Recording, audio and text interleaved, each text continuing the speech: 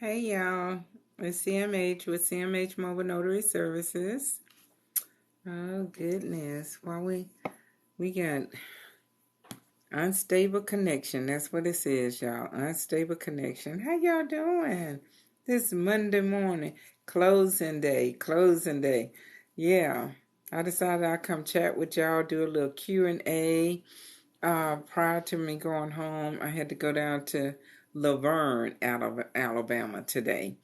For a HELOC. How you doing? How you doing? All right. So who we got in the house? I'm from Montgomery. Where everybody from? Where everybody from? Oh, do I have something in mind? Y'all come on in and let me know where you from. Where you from? That's what y'all need to change your little name to. Where you from? Listen, all right, Texas in the house. Texas in the house. Okay. Listen, this is what I wanted to. I've been trying to make a TikTok all day long about this little topic here, and it is about LinkedIn. I was on a call, Tennessee in the house, for the love of two. I like that, Tennessee. Like that. I've been trying to make a little TikTok all day long about LinkedIn. I was on a call. I got a LinkedIn, what, I don't know what they call it over there, page or whatever, account, or I don't know what they call it. But I got one over there, and it's pretty janky. It's pretty janky. As my South Carolina little TikTok friend says, that's janky. But anyway, so I need a lot of help on it. So I was listening to somebody talk about LinkedIn and how you're able to, get get jobs and people finding you over there and stuff. So y'all, I'm getting ready to work on my LinkedIn, and I advise y'all to do the same, okay? So that you can be discovered over there by these title companies and these lenders and the signing companies and all of that. So that's another little thing to put on your to-do list for those of you who are just starting out, and even those of you who don't that's been in the business for a while, like myself. I'm on year 4. I tried to set myself. I know it's a horrible mess. It's so bad. I just went ahead and deleted the LinkedIn app off my phone because I said, this is a mess. But I am going to be in some classes where they are going to assist me in getting my LinkedIn account together. So y'all, come on, let's do that. Let's do that, okay? Anywho, so that's not why you're here. Well, it is, and it's not. So, anywho, we're gonna do a little Q&A.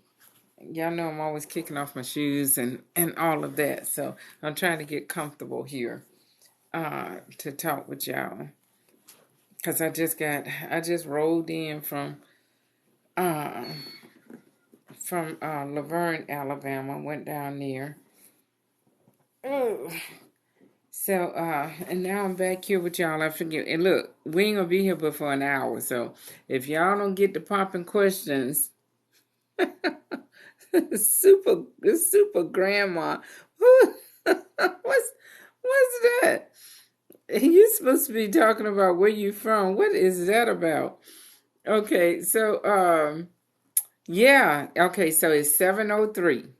Let me put my clock on, cause I'm ready to go. I'm ready to be in the house now. Hello, hello, hello. And I know when I pop on this late in the evening, everybody be ready to go, ready to go. So anyway, it's okay. Hey, Florida in the house, Florida in the house. Okay, all right. The little people I was closing with today, they was telling me that they have several different little what do you call them? I guess condos or something, houses down in Florida that they rent out and stuff. And I was like, oh, that's cool. Okay, hey. How to get started. How to get started. And that's what we hear, how to get started. Yeah, this thing is saying unstable. I don't know why that is. Hold on, don't y'all go nowhere, okay? Let me see if it's on the, it really shouldn't have to go on the Wi-Fi though. It really shouldn't have to go on the Wi-Fi. So I don't know why it's saying unstable. But anywho, all right, so over here, I don't know if is that on my face. Anyway, over here, I point everyone to the NNA. So y'all know I have my little stuff. Well, maybe you don't know, but I always use my little background thing here. What you say? I'm taking my course with NNA. Exactly. That's what I just pulled up NNA. Let me see if I can get my head out of the way, y'all. All right, with NNA. Right now, hope to be finished by Wednesday and then submit my application. Okay, all right, good deal. Okay, now listen, I know you guys be really excited about getting started and everything, but this is one thing that I like to share with you guys is that, well, with y'all, okay, is that really want to make sure that you already have your fees in place and your service area, because when you get to putting in that information in the on those notary databases, and when you're filling out the application, they are going to ask you that. They're going to ask you about your service area, how far you're willing to drive. Okay, they are going to ask you. Some of them might ask you about your fees. Okay, your fees. They might not pay you your fee, but they're gonna give you an opportunity to put the fee down. I did one just Sunday when I was hanging out here in the office. I had to come over here and do some notarization for some people, and on the application, it gave me the opportunity to plug in, they told you how much they paid, and then they gave me the opportunity to plug in what my fees were. Now they might not ever call me. They might not ever call me, but they do ask you that. So one of the things that you got to already know, whether you're doing an independent contractor application um, or no, because whenever somebody call you in the area, I don't know if you're going to do a Google business page or whatever. When people are calling you, it's like going to the store. You're setting up shop. You're setting up shop. So you got a business. You got a business now. So you need to put your fees. You need to set your fees, because after they call you, the phone call is going to go a little bit like this. It's going to go, hey, we have a potential signing appointment for you. It's a refinance. It's in this city, this state, at this time. And then they're going to ask you, how much do you charge? Okay. Or they're going to say, we pay this amount. And even though they tell you how much they pay, you don't have to do it for that amount if you don't want to. Okay. And most of the time when, I'm always having to enter into a negotiation, because no. And I learned this along the way, okay, that I don't have to go with the flow, okay. And the reason why I started out that way is because I didn't know any better. But this is what I'm here to tell you guys. Before you put up your open sign, like any other business, you need to take time and establish your fees. And what you want to be in the mindset of is like, going over to Office Depot in the print shop. Okay, they charge you. I'm gonna be wiggling all throughout this phone call, y'all. They charge you for everything. Y'all know when you go over there to the print shop, they're gonna charge you if you want it black and white, if you want it color, if you want staples, if you want binding, if you want legal paper, if you want, that's a different fee for everything. Well, that's how it is over here in this business. So you need to have like a base fee. You need to have a fee based on the distance. Me personally, I don't go over to I don't go outside my county. My fees for outside my county is not the same as it is inside my county. Okay, so every time based on my service area, I have a different fee for every county based on the distance. Okay, so and then you should have a fee for the e-docs. E-docs is just them emailing you the documents. Okay, and then you should have a fee for scan backs. If they ask you to scan the documents back, you should have a fee for that. You should have a fee for if you have to print 2 copies. Okay, so there's a fee for them to email it over to you, and then there's a fee if you have to print 2 copies. Okay, so you got to print one, and then most companies that when you first get started, they are going to want you to print 2 sets of documents. So, Office Depot charges you, per page. So you got to figure all of that stuff out before you put on your open sign. So that is something that I learned along the way, because I didn't do that. When people called me and asked me, well, how much is your fee? And I was like, looking crazy, sounding crazy. Whatnot, because I didn't know. I did not know that I had to do that, and whatnot. So now I am pedaling up the river, billing. How do they say it? You billing your boat as you pedaling, and whatnot. However they say it, but yeah. So this is something that I definitely like to share with you guys, that before you open up shop, put that open sign up. You've got to have that, because everybody, even the little people that call you in the community, in your county, and want to hire you, if you're going to put up a Google business page, and they want to hire you to just do, come out, to their home, or meet you somewhere to notarize a document for them, you got to know, you got to have fees, because they're going to ask you how much do you charge? How much do you charge? So y'all think about all of that before you start, putting your name out there saying I'm ready. Okay. So all right, let's see. Hi, checking in from Georgia. Hey, Georgia. Yeah.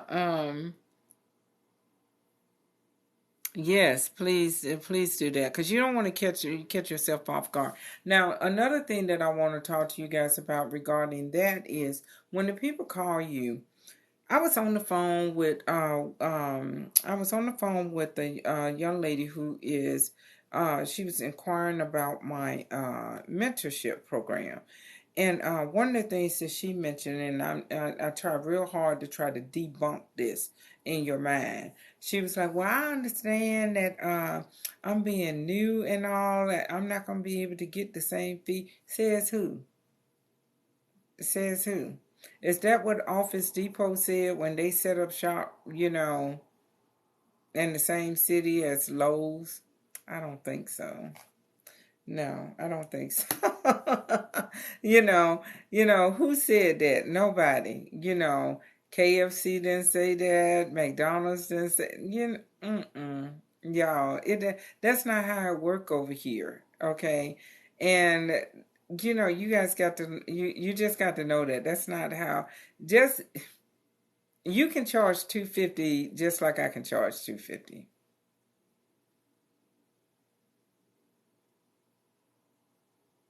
Coming right out the womb, right out of school.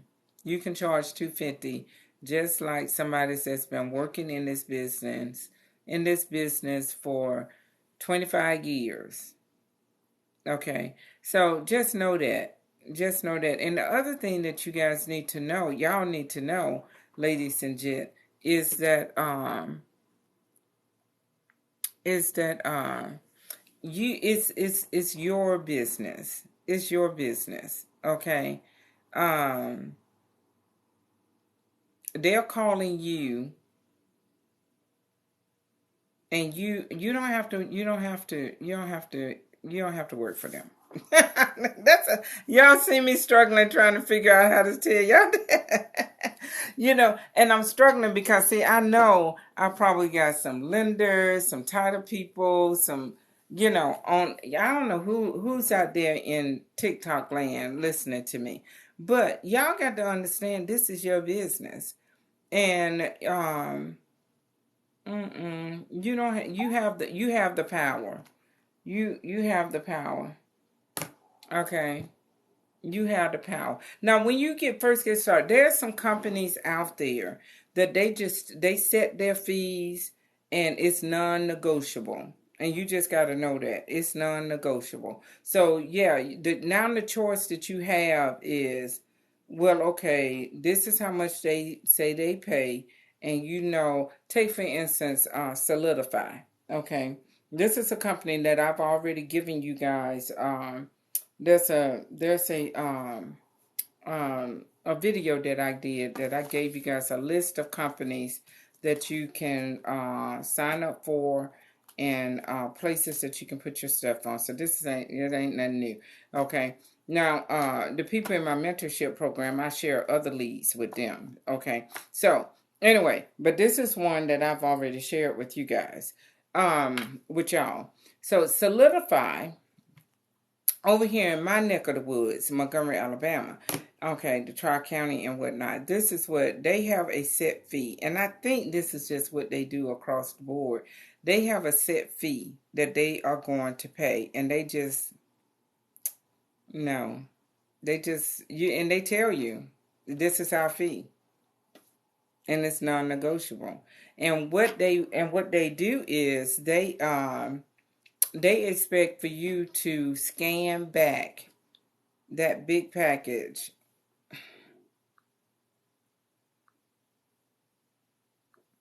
We're going to come back to that. They expect for you to scan back that big package every time. I mean, it's just, they want you to print 2 copies. They want you to print 2 copies and scan it back before you put it in the mail to them. And y'all, they always provide you with the mailing label. That's not something that is an expense to your company, to your business. They will always provide you with a mailer. Okay, so Solidify, that's what they do. And the only reason why I deal with them is because they send a lot of business in this area.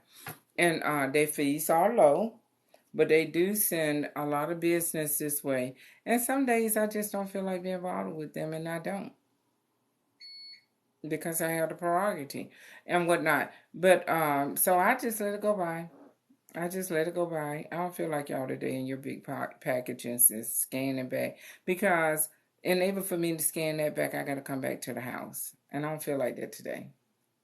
I don't. So, but there are times where I'm like, well, I'm not doing anything today. I'll go ahead and take a job from y'all and whatnot. So, because they send a lot of business in this area. But one thing I don't do for them, I don't go outside of Montgomery County. Actually, I'm not going outside of Montgomery City because they don't pay me enough. They don't pay me enough to be traveling for them. So that's somebody that I do right here in the city. So I just want you guys to know that you do have some leeway Okay, and as you go on down the road and you really get the game, know the game and know how to play it. Okay, um, you're gonna get some good companies. And the other thing that I want to debunk in your mind is that well, it debunked completely out of my mind. Okay, so okay, let me stroll back up and see what's going on because I done missed a lot of people. We got Florida in the house, Texas, Tennessee, Super Grandma. I don't know who that is. Okay, how to get started. We're talking about that. Yeah, we did that. Super excited. And you should be. And you should be. Um, okay. Hey, curly girl. Georgia in the house. Yeah, Georgia, Georgia. Y'all need to make note of Miss Georgia over there. Okay, all you Georgia people. Alabama, Alabama. Oh, what's that? Yeah, thank you, Curly Girl. Okay, how do you come up with a business name? You just got to take time and think about it. Okay, I heard someone just recently say, what did they say? Immediately when they was talking about it, I looked at my name, my business name, and I was like, yeah, okay, okay. And on all my platforms, it carries my name. Um, and on this particular platform where I be listening in to different calls and all of that, they don't see my name. They see my business name. And that's advertisement already. It's my business name. People already know, oh, and they're going to be curious, okay? Curious, they're going to be nosy. So they're going to look at your profile, see, oh, okay, okay.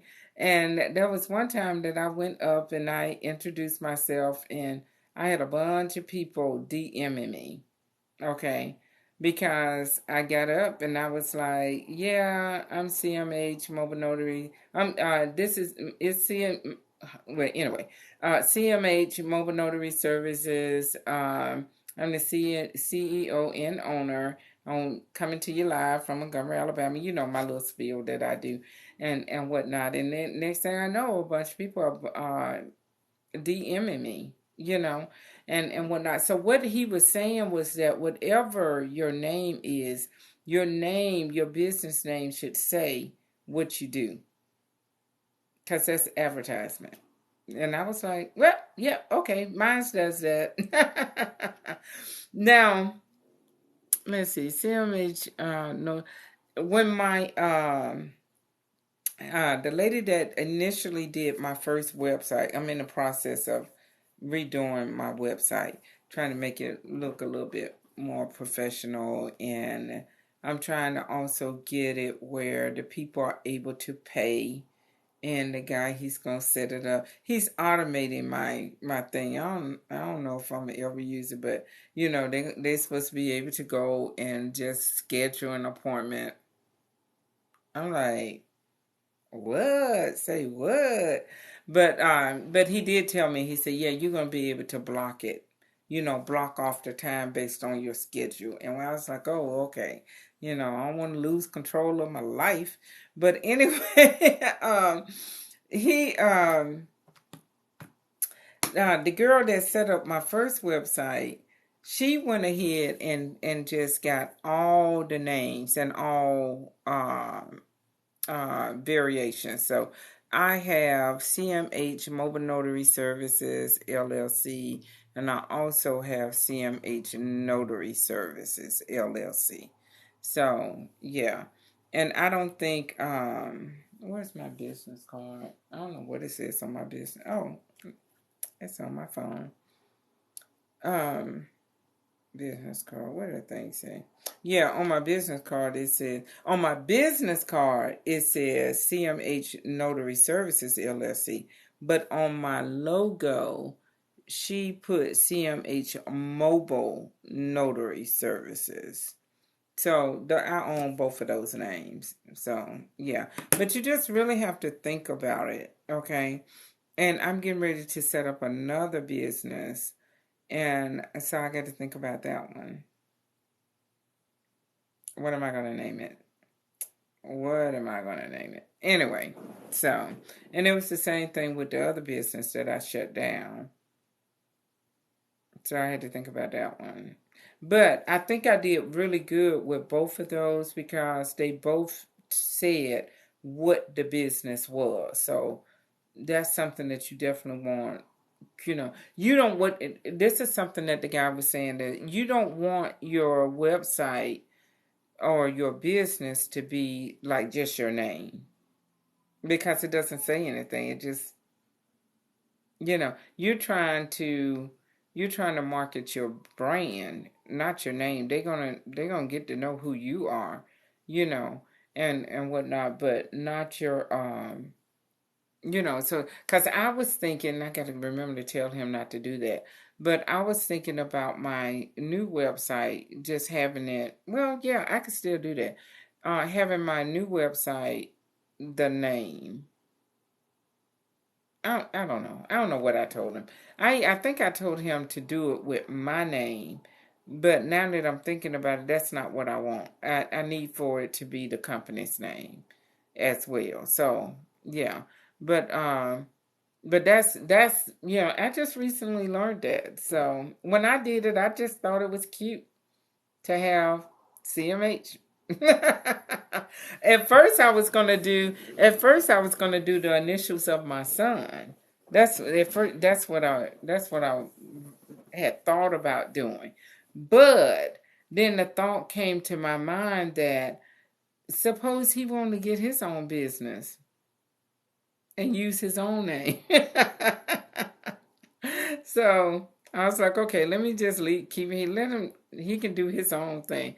And that joker, y'all, I'm scared of him. I mean, what he wants to do in life. I'm like, oh, okay. Well, whatever. Yeah. Um, I would need to get an LLC. You would definitely, there's videos on my TikTok about the LLC and the EIN.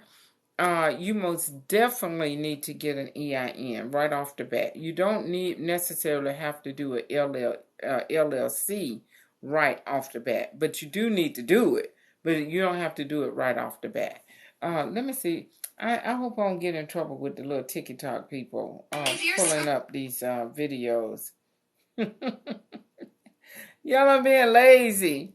But yeah, hey,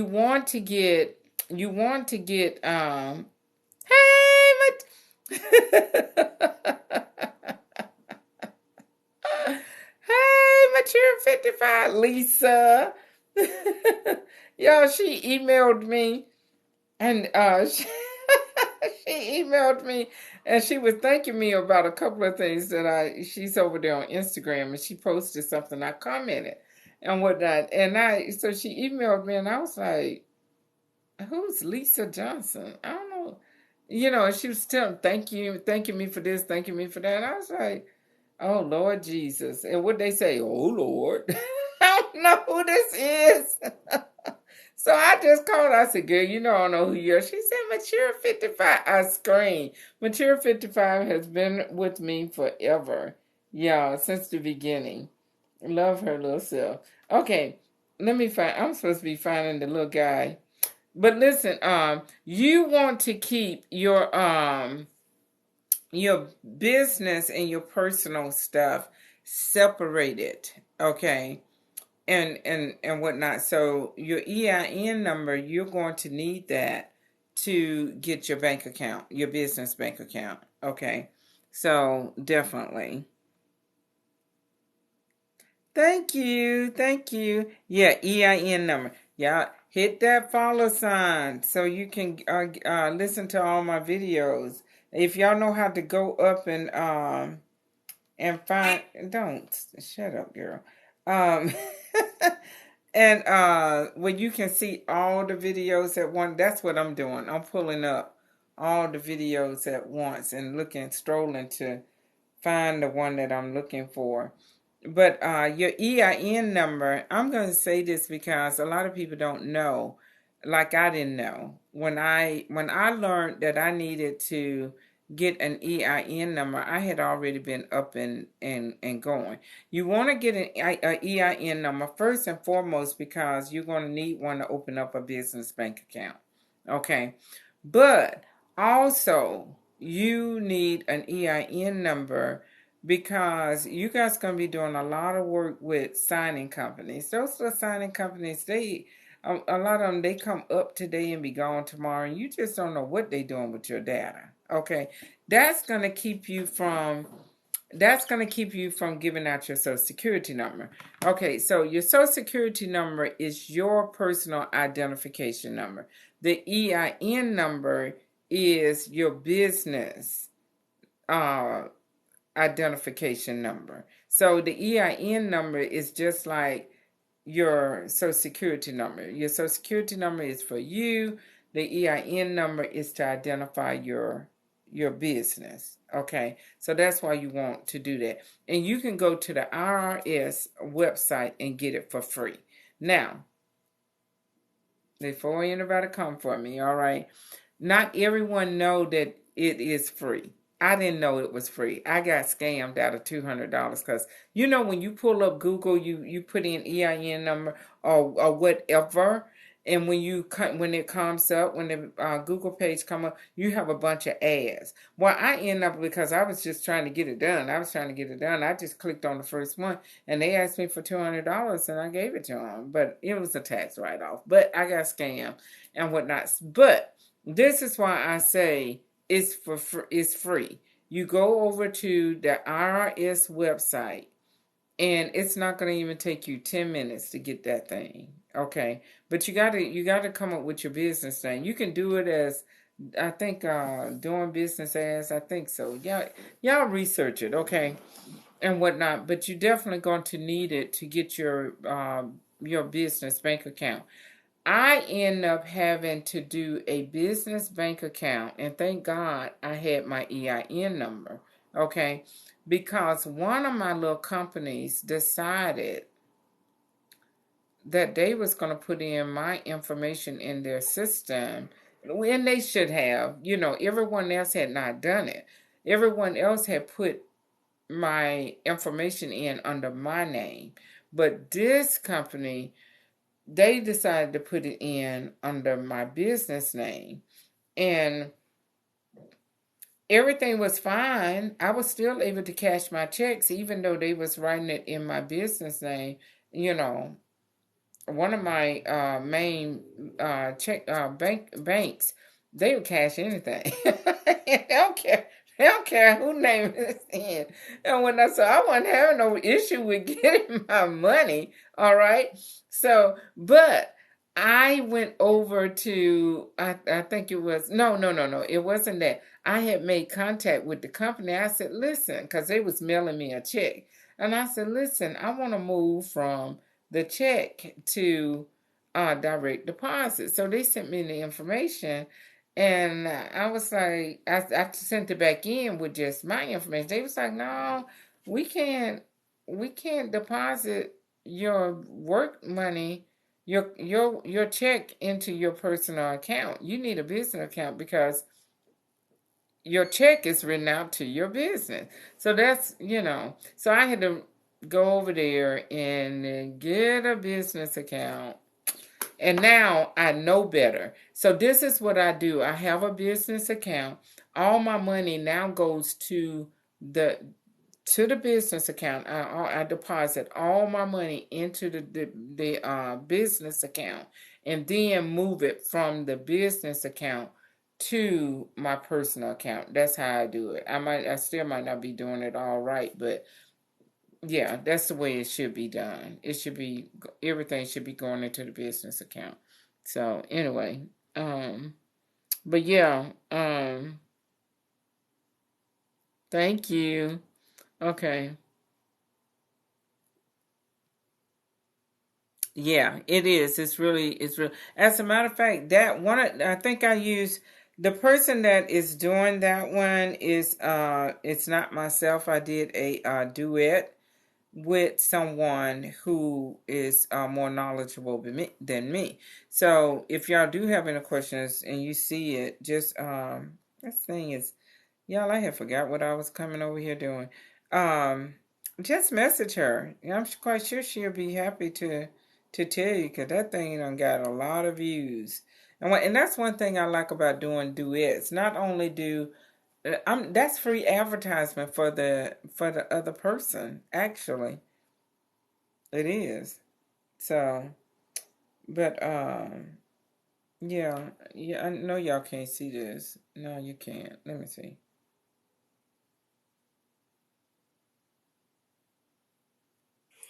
Sis, I'm about to show you how to get your EIN number for free.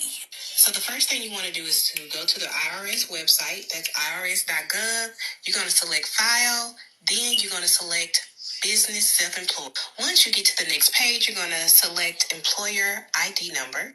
The next page just basically lets you know that the EIN number is absolutely free and is given to you immediately after you submit your application. So click on Apply for EIN online.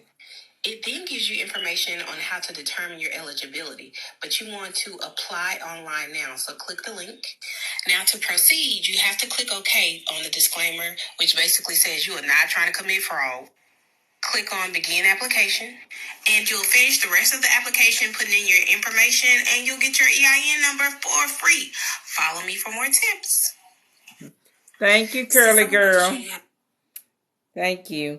Okay, so let me see if I can find the one with the guy talking about the LLC. What was it? What was it? So, I don't know. This thing, oh, I know what my problem is. My battery is low on my phone.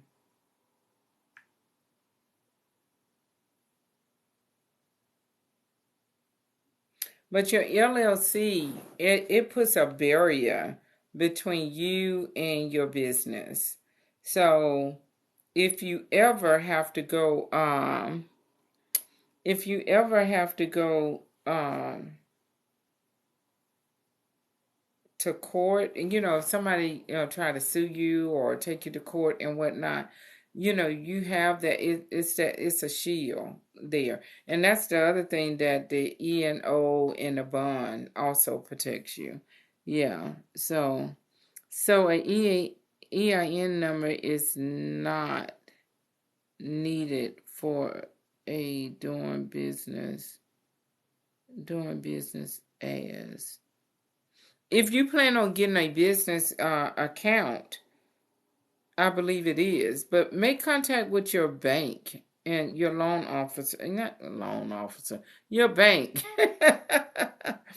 I got loan officer on my brain right now. Yeah, but I believe you. If you are opening up a business account, you're going to need a EIN number. But check with your bank. Let's see. Is anybody? Normally we have all these accounting people on here. Yeah, you don't. Yeah, commingle funds between person. Yeah, you don't want to do that. And listen, this was the other thing that I just learned being over here with y'all, is that you also don't want to, which is why I'm over here in the office now. You want to have different addresses for your business than from your home, and you can just you don't have to go out and get an office. Okay. They just made it very cheap for me to get, and I was like, well, yeah, and stuff. So, anywho, there it is, Curly Girl. It's that Curly Girl that likes anywho. Anyway, somebody I ain't gonna go there. Okay, but here it is. Here it is. But yeah, you can just get a virtual office address. You know, so, and that's what I actually came over here inquiring about, was doing the virtual office thing. So, I could put that as my business address versus my home address, because I just didn't want my home address to be out there, and I didn't know that it was being out there until I got to researching about this virtual office thing. And they was like, yeah, the moment you register your business, whatever address you give them, it's public. It's made public. And I was like, oh no, you know. So I met the reception. She still laughed about it. She was like, golly, you came in one day inquiring, and then the next day you come handing looking for your keys. Hold on, yeah, I gotta put my phone on the charger.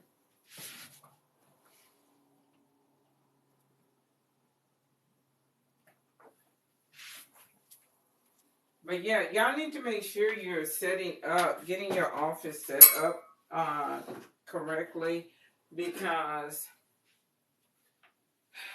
you just don't want to be doing things wrong. Ooh, I'm glad I wasn't picking my nose. Y'all can see me. Okay, so all right. So here's the little man. Let me see. Are you no? Y'all don't use no PO box. Don't do it. Okay. And there was some little video here on TikTok where they was like, no, you don't want to. I don't know if it was TikTok or if it was something else I was listening to about this business. You don't want to do that. You don't want to do that. And some of the people, when you are filling out those independent contractors, they're going to tell you no. They don't want no P.O. box. They don't. So, no, don't do it. So, I mean, if you're going to spend money on a P.O. box, you might as well spend money on a virtual office. Okay? You might as well. Yeah.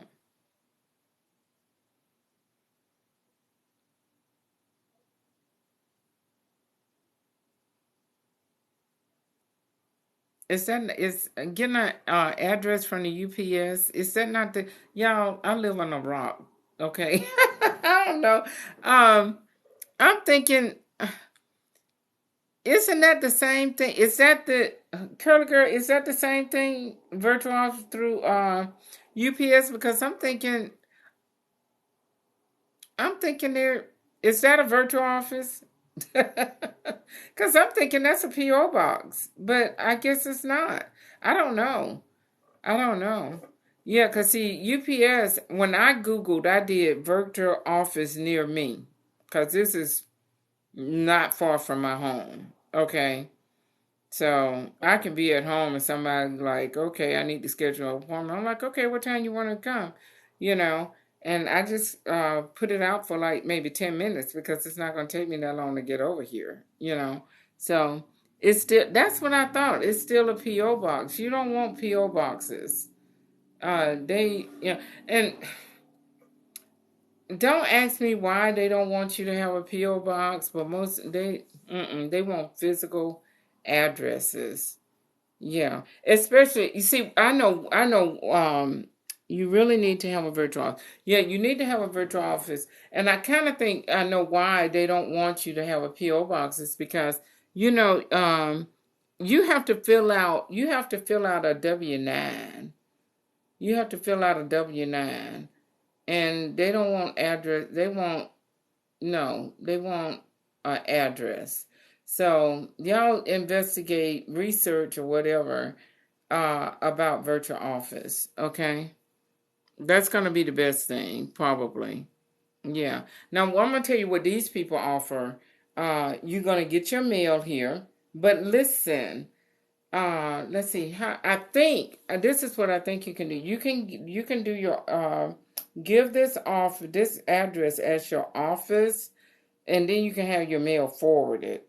I think you can do that, where they'll forward it to you, to your home and whatnot. So, and the other thing that I got with I was gonna get their ability to utilize their conference room. Now, let's see.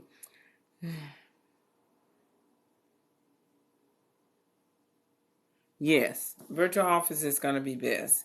Yeah, and The reason why I didn't do the virtual office, and I was glad that they had this office space available. Well, I was going to do virtual office anyway, just for the address. But when I came over here and they was telling me you get the office, you get the address, you get to utilize the conference room, but I had to schedule it. Okay, I had to schedule the conference room. And I did that one time before with another office, and it didn't go well. So when I got over here and they had the actual office available, I just decided to get the office. So yeah, um, and I'm almost moved in, almost virtual office. Okay, virtual offices are a little pricey just for the address. Yeah, if you, yeah, y'all got to shop around. Just shop around. If you are going to be doing like the higher notary thing, like I do, well, I run around town notarizing people's stuff. Well, I don't have to do that anymore. I just schedule them to come over here, And even if I was going to be even if I didn't have the office, I was going to do that. I was just going to schedule the conference room for me to meet them over here. And that just would alleviate me having to run around, town. But one of the things that I got to figure out now is my fees, because I was making my money by traveling to them. Okay. So I still have people that I have to travel to, the people in the hospital, nursing home, jail, prison, and the people that don't drive. Okay. Or they're at work and they need something notarized. So I still have a large group of people that I still service through driving, traveling to them, traveling to them. But I'm now, I still have a bunch of people that come over here, and whatnot. So I'm still trying to figure it all out. It also includes sending and receiving documents. Yes, yes. So that's the other thing too, is that there's a printer here, and they have the fax machine, and their printer prints color. So, yeah, and they also have a scan, so I can utilize their printer as a backup printer, because these little people that I lease from, they don't work on the weekends. So if something is wrong with theirs, I normally have to wait until Monday to get it serviced. But then I also have the printer in my car. But yeah. So you have to weigh the difference. But y'all remember, what you paying for that is a tax write-off as well. You know. Okay. So keep your receipts. I messaged him not too long ago, the owner of the building. I said, "So do I get a receipt?" He was like, "No, I don't do receipts. You're gonna have to use your uh, what was it? Your check being cleared." And I was like, "I had planned on doing a check every time, but I'm just gonna have to keep track of my cashier's little receipt so I can claim my rent at the end of the year." But yes, it is. It's well worth it. Y'all, it's well worth the money. It is.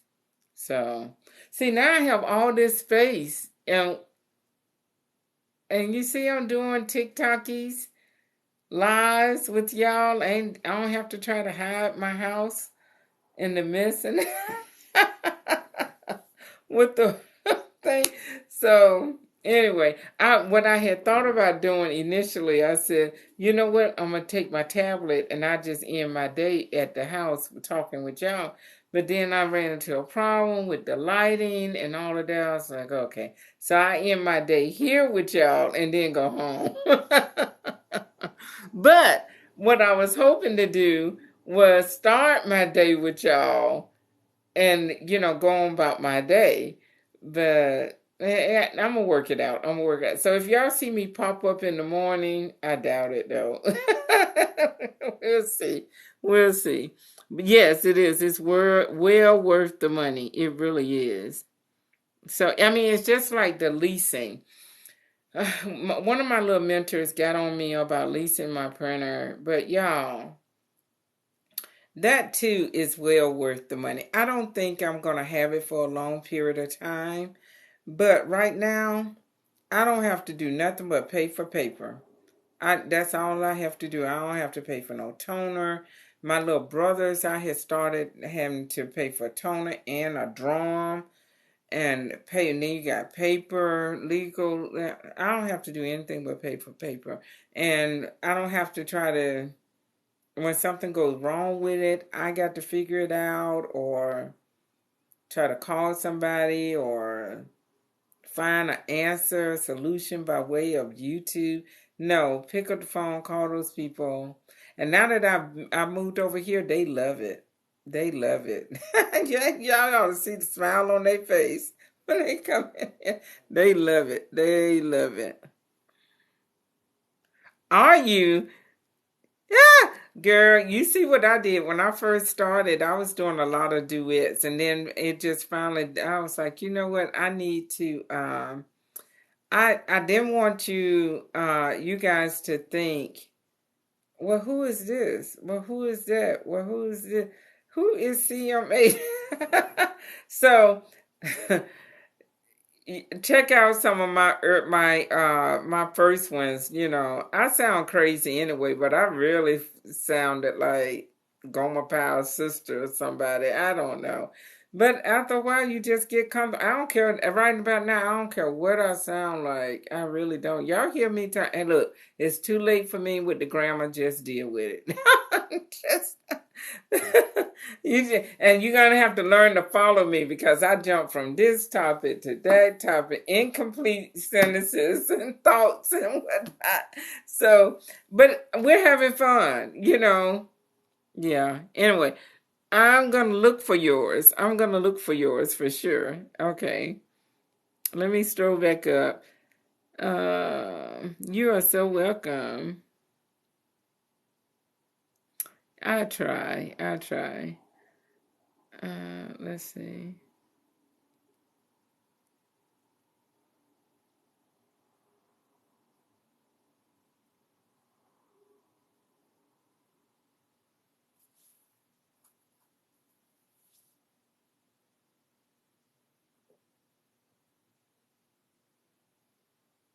Thank you for answering that, Miss Curly Girl, being part of CMH Mobile Notary Services. Oh, so NNA, yeah. Okay, we did that. I'm just strolling back up.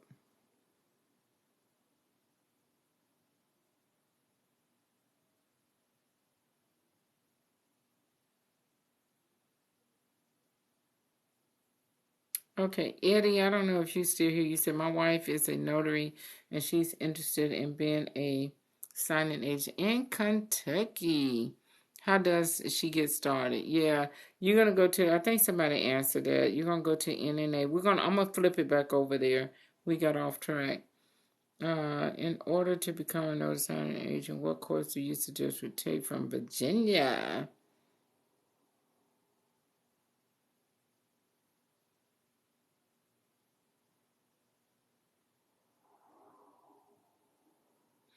Um, ooh, I don't know what that is.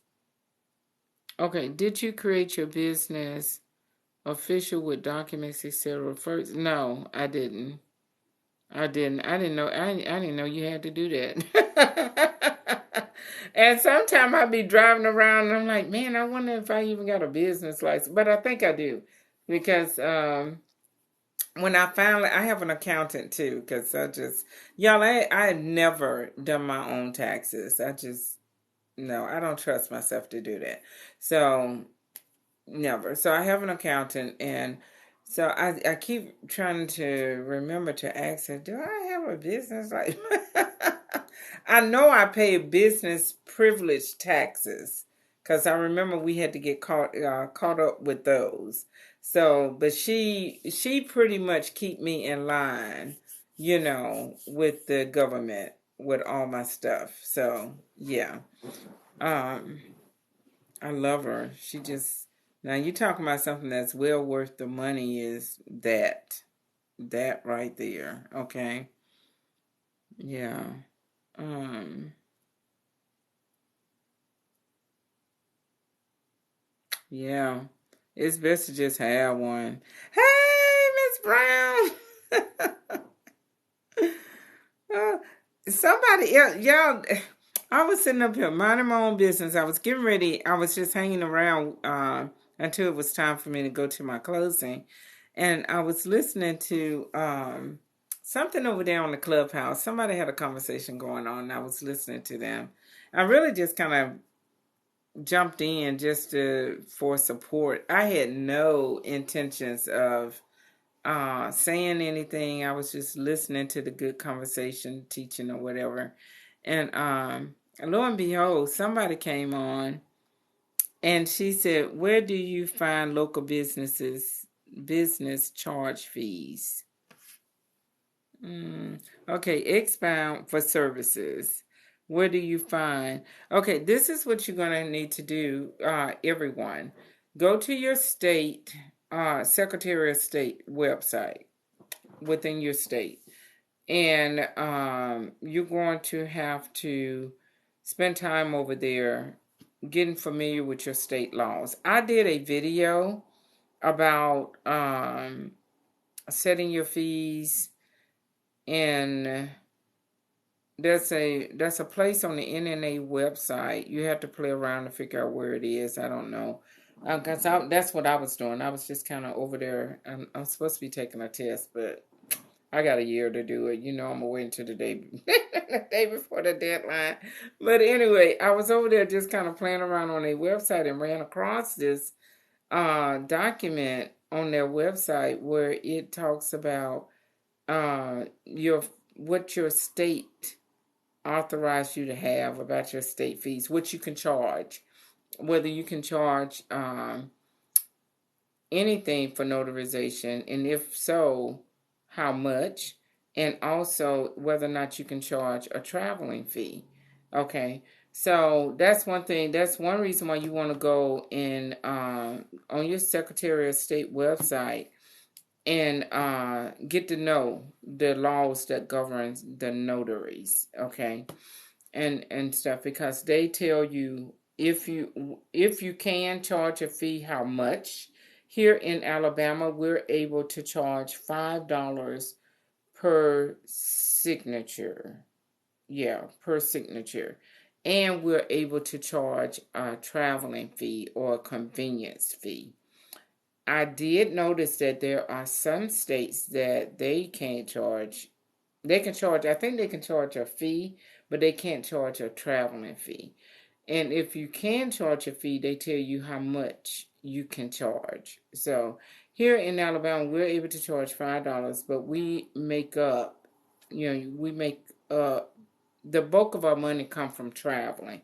So you have a traveling fee, and that's up to you. That is just totally up to you how much you charge. Um, It's totally up to you. It's going to be just like your fees for the loan signing business.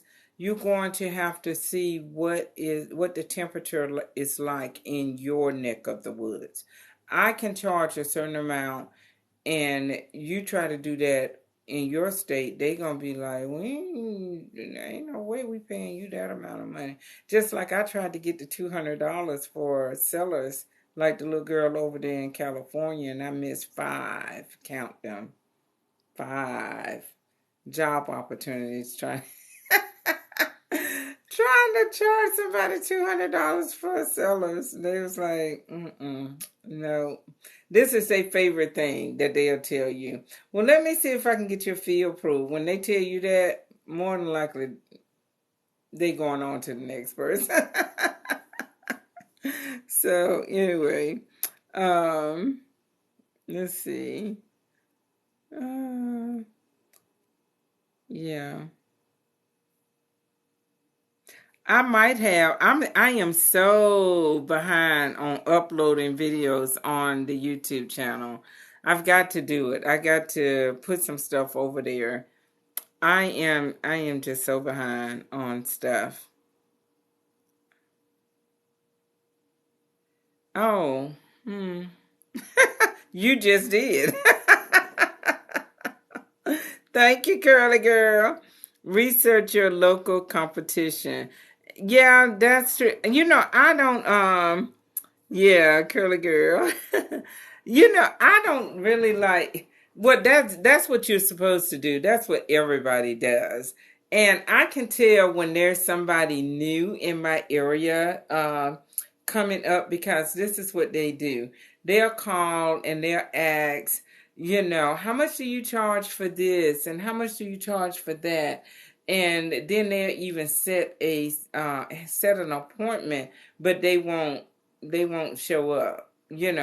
That's somebody calling around wanting to see what your fees are so they can undercut you. Yeah, so that they can undercut you. So, whatever. Just whatever. And whatnot. Because listen, guys, I don't really concern myself a lot about that because if you don't I just don't. It's not just about the fees. It's about the customer service. You know, it's, yeah. So, and whether or not you know what you're doing. Anywho, yeah. So, y'all know how that go. You go to different places and you oh, I had a very good example. I had an incident that happened with me here in this building on Sunday with a lady. It's my understanding that she is, yeah, you got to know those documents. You got to know a lot of people that's doing the little notary thing, hire for notary for hire. There's a lot of people, they don't even know Notary 101. And so you're going to get yourself fired because you don't know what you're doing. So, yeah. But anywho, yeah. So somebody was asking me about the course. Let me, I see right now. We're not going to, I told y'all I would see my hour's already up. Boom, bam. See what happens? But anyway, it's all good. I tell y'all to come with your questions. So this was good. We did something different. I just always be prepared to go through my little slide thing. But, so tonight we didn't go to it. So you guys can head over to the YouTube channel. There is a playlist. It's called Questions and Answer. It is a replay of some previous lives where I will tell you how to get started, where you need to go, and some other stuff and whatnot. So, because I'm ready to go home. But I am going to share this with you. I'm going to share a couple of things with you real quick. Okay, how did I get it?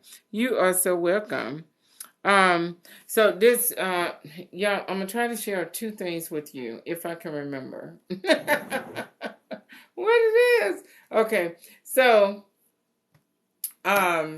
first thing I want to share with you is the process, so you'll know what being a loan signing agent look like. Okay, what exactly do we do? Okay.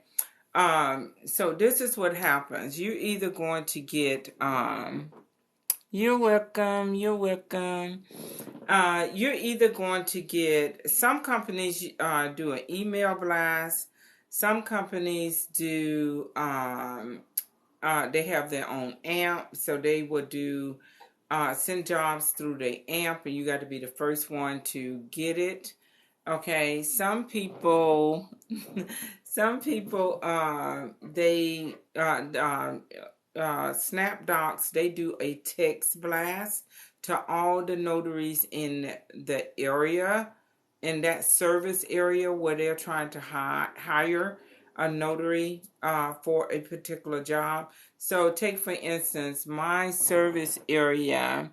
My service area, I go. I don't. Well, it's still on paper that I travel like an hour away, and I don't. I'm trying to do that. Anyway, so I get texts from within that range, okay, about jobs. Most of them I don't even have a dog in the fight. I think that's what they say. That it's not for me because of the fee amount. Okay. So if it's like 45 minutes away from me and they are throwing that job out there saying, hey, it's in, say, Auburn area, but they're only paying maybe $100. Well, I'm not traveling from here to go there for $100, and they're not going to. Even if I caught the job, they're not going to. I can put in there that I'm not going to accept it because the fee is too low. Well, they don't care because it's 45 minutes away. They're looking for somebody in that area anyway. So you get to know all of that stuff. So anyway, so you can get, what's going to happen is you're going to either get an email blast, a text blast, through an amp or whatever, or somebody's going to call you. And even if they call you, you got to understand that if your fee is not within if y'all can't work out the fee amount, okay, they're gonna say, oh, let me see if I can get your fees approved, and they just gonna go continue down their list, okay. And when you get those email blasts and text blasts, you got to understand that it's not just coming. It's gonna look like it's just for you, but it's not just for you. It's for everyone that's in that area, or you have that area as your service area, okay? So anyway, so take for instance, you get a phone call or whatever, and you catch it, okay? You win the prize by catching it, okay? Grabbing it through the text thing. All right, so you got it. Immediately, for the most part, immediately, you're going to get an email confirmation. Okay. With that, it's going to give you the borrower's information, their name, their address, their contact information, and it's going to confirm the fee that you agreed to pay, to be paid for that particular assignment. All right. And it could give you a lot of instructions too. Y'all read. Slow down and read. Because texts, emails, this is their main way of communicating with us. Everyone is busy. It's real fast paced. Okay. So they do emails. They don't have time to call you. Okay. Most of the time you trying to call them, you ain't gonna get nobody because everybody's working. So they communicate through email and chats and all of that, or text and yeah, and whatnot. So you got your email confirmation. Now what you're waiting on is those documents. Okay, let us pray. Let us pray that you get them at the day before or in a timely manner the day of. Okay. So anyway, they are going to email you those docs. That's what they call e-docs. Okay. Now, you when you get your email confirmation, if it requires scan backs, you should have seen that. You should have noticed that on the email blast or the text blast or when they called you. Okay. They should have told you in some form of communication. They should have told you that this particular job assignment requires scan backs. Sometimes they'll say fax back. Nobody's faxing anything, y'all. I don't know why they still use that terminology, but it's not, they'll say fax back, but they mean scan backs, okay? And that means that once you finish the assignment, you have got to now scan those documents back over to them. So you're going to scan it and email it back, okay? Yes, Curly. Let us pray. Yeah, I promise you that is the worst part of this job is being stressed out about those darn documents. So am I gonna get it? Am I gonna get it? Anyway, so now you have the documents. They have emailed them over to you. Okay. They've emailed them to you. So what I normally do, okay, before I print my documents, before I print my documents, if they give me the capability of prepping them on my laptop through the Adobe fill and sign little thing, which I just learned about maybe a year ago. And whatnot, I'll go through those documents one by one and go ahead and put all my notarial stuff there. You know, the state, the county that the closing is going to be in. I put my name, I do everything that I would normally do, that you would do at the closing table. I normally do that. The only thing I don't do is I don't sign it. And I don't stamp. You don't, that's the whole don't do that. Okay, so before I knew about the fill and sign, I would print my documents and I would go through it one by one and I would handwrite all that stuff. I would do that that's why you want those documents before, and whatnot. And then the reason why you want to do that is it's going to save you time at the closing table. Okay, because if you're just printing the documents and going, you're going to have to fill out all that stuff when you get to the closing table. When you can actually just do everything except for sign it and stamp it. So once you get to the closing table, you are just handing them the you're doing more than just handing them the documents, okay? So, but you're going to do your little spiel about the document, hand it to them. And what I normally do, this is really, really, really important.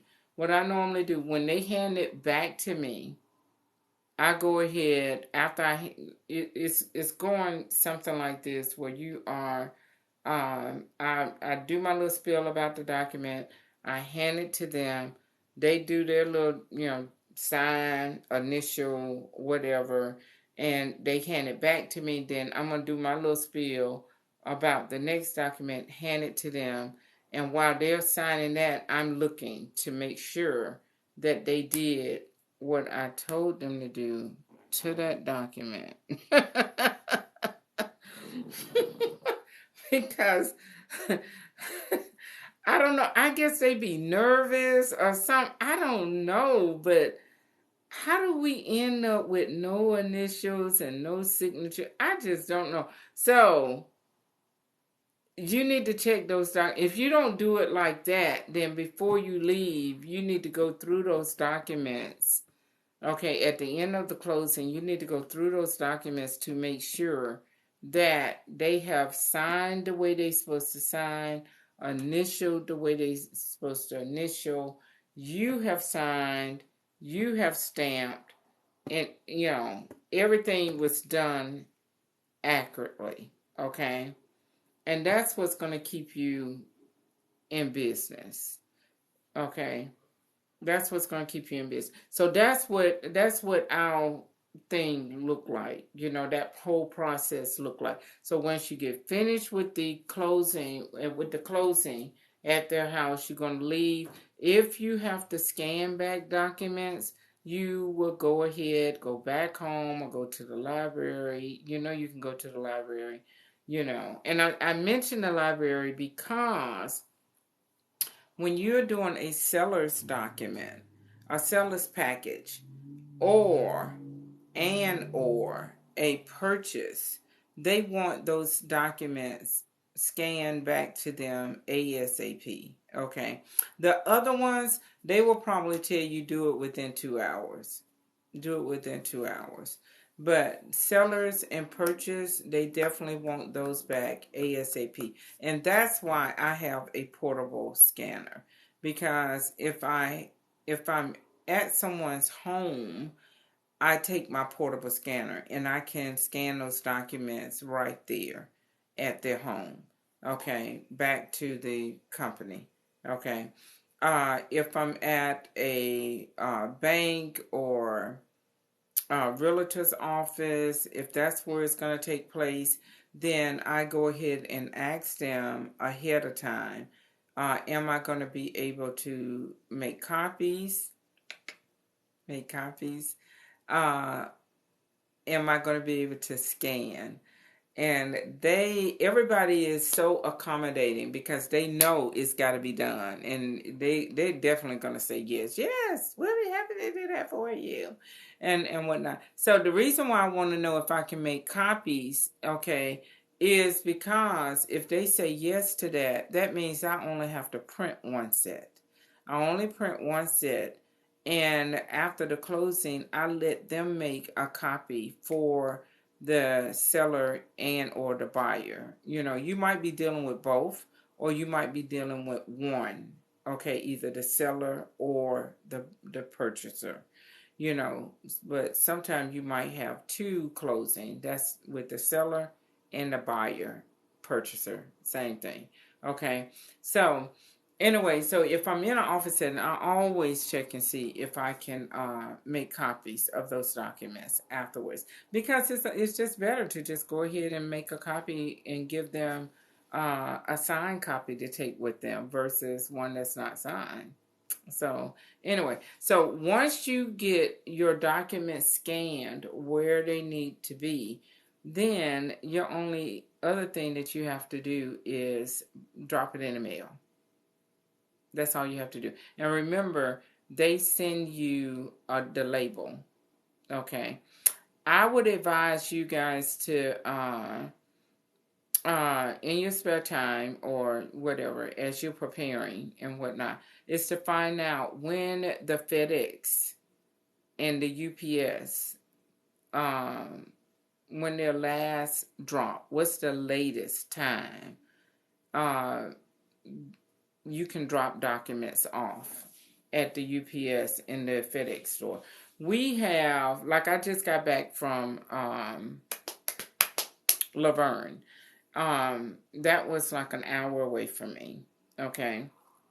And yeah, the only reason why I went is because it was a company that sends me a lot of business. So I try to snatch up all their little closings because they negotiate really well, they pay me really well, and they send me a lot of business. So I went down there. Yep, I just went to Laverne and whatnot, and so I just got back, and on my way back, I was like, golly, am I going to be able to make it? But it was with UPS. This time of the year would have been Christmas, UPS, FedEx, and all of them, they have extended hours. So I was really surprised that I got to the little drop box and they had not picked it up. Now, listen, they don't want you to be dropping those, putting your packages in the boxes and whatnot. But I went there because I know that my driver, he normally sits in that area until 6 o'clock. And I got there and his little truck wasn't there. And I was like, did I miss it? Did I miss it? But he had not picked up either. Well, I kept moving along. And lo and behold, I ran across him. And they are used to me with my crazy self. I be flagging down trucks and whatnot. And I love the UPS guys. They was like, yes, I'll be happy to take that from you. And they scanned it in front of me and, while I'm there and whatnot and stuff. But anyway, check and find out when is the last drop around. And for UPS and FedEx, they both have HUDs, what they call HUDs. and whatnot. So find out when is the last drop at the hood as well. Because like our little FedEx stores around where I am, they stop about 5. But that's a hood that's not too far from me, and their latest drop, the latest time I could take a package there is 7:15. So, and it's not too far from me. So, yeah. So that's something that you want to know. You know, when do the store close? When is the last time you can take Monday through Friday and Saturday? Okay. Now, one of the things that I learned not too long ago, there is a gas station. I don't know if you guys have Flying J's. We have one. If I would have came back home the way that I went to Laverne, I would have passed by the Flying J's. And Flying J's, the FedEx people and the UPS people pick up 7 days a week. And I was like, wow, that's cool. That's really cool. But it's not in my area, but it's in my service area. You know, so whenever I go like to Greenville, Hopewell, Laverne, you know, if I go that way, off the interstate, I run into the Flying J's and whatnot. So these little truck stations, Flying J's, they do that because of the truckers. They do that because of the truckers. The truckers have packages that they have to send back to their brokers or wherever they send their little stuff to. And how do I know that? Because I had a truck. But now I don't. Anyway. But yeah, so those little spots like that, they service the truckers and whatnot and try to help, you know, them get where they need to be. Stuff, you know, they have, some of them have a full-fledged service center. So, I mean, in case you needed to know that. But anywho, so that's what a day in the life of a loan signing agent, notary signing agent look like regarding the closings and stuff. So you don't want to schedule your appointments too close because you never know what's going to happen when you get to the closing table. If they have questions, they don't agree with their numbers and whatnot, then they need you're going to have to stop the closing and let them call the loan officer. So just be patient while they work out whatever the deal is. So that could have you running late with the other appointment. And y'all, don't be casual with people's time.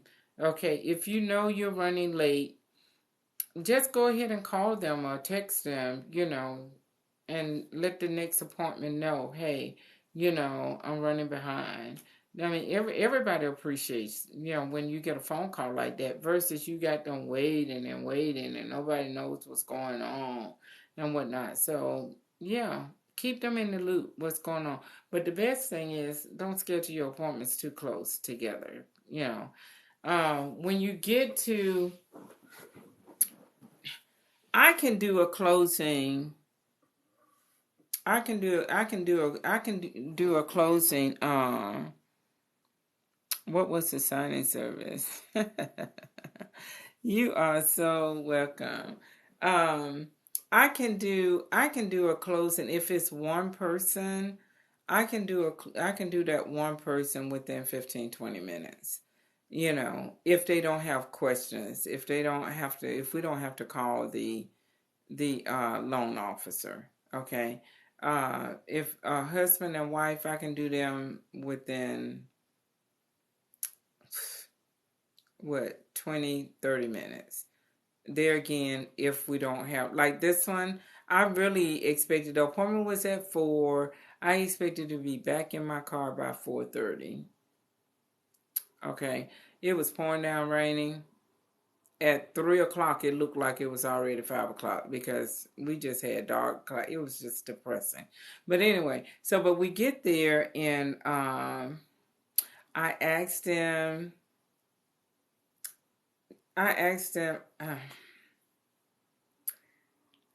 they didn't have the documents ready for me that they were supposed to. So they were running around trying. And I knew I would probably be there a minute because I could tell they was elderly people. So you just got to be patient with our elderly people and whatnot. So, I mean, and people are working when you call in to confirm. They're not writing stuff down and whatnot. So, like I said, anything can happen. So, but they give you an hour to get in there and out.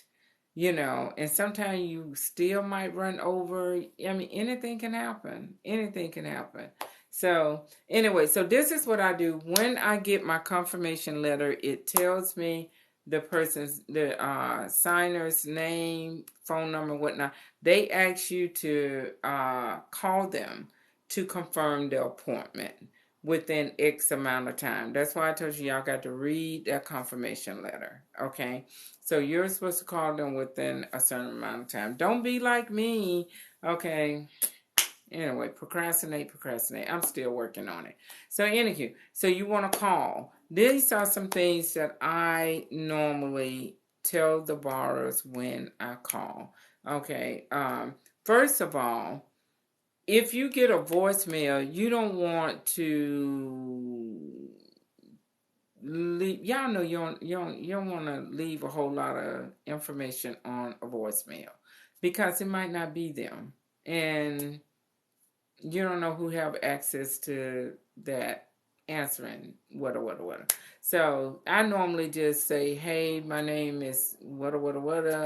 I'm the notary." I never use the title notary signing agent, loan signing agent, mortgage signing. I never do that. They don't know anything about that. So I always introduce myself as the notary. Okay, that is scheduled to meet with you on such and such date. And whatnot, then I just ask them, if I get the voicemail, I just ask them to please give me a call. That's all, and I leave my number. I just leave it like that. And if they call me, they call me. I always follow up a voicemail with a text, and I still be kind of vague with, I tell them my name, I'm the notary, and I need you to please call me to confirm your appointment on this date, that day. I don't say your closing appointment. I be vague because you don't know if you have the right number. You don't. A lot of times they pull that old information from their last closing 15, 20 years ago. Those numbers don't exist anymore. The mass majority of them. This couple right here is a good example. I kept trying to call the wife and never got a response. So I got the documents and I found the correct number on the application and I got him. He said that was the number for his wife, but she never called. So I'm like, really? So anyway, but that's the reason why you want to be vague and when you're doing texts and when you're doing voicemails. So anyway, so once I get them on the phone, I'm going to confirm the date, the time, and the closing location because the property, the location of the property and the closing location could be two different things. That's another reason you're going to find that information on the confirmation. So read. I can't stress that a lot. Read. Okay. Also in your confirmation, it's going to tell you whether or not you need to print on just legal size paper. Some of them just want you to print on legal. Don't assume that they all want you to print on mix. Okay? I be assuming. I'm telling y'all, don't be assuming. So you got to read, and once I done did, I was like, okay, I'm gonna give that one to the borrowers, okay, and whatnot. But yeah, some of them they just want you to print strictly on legal paper.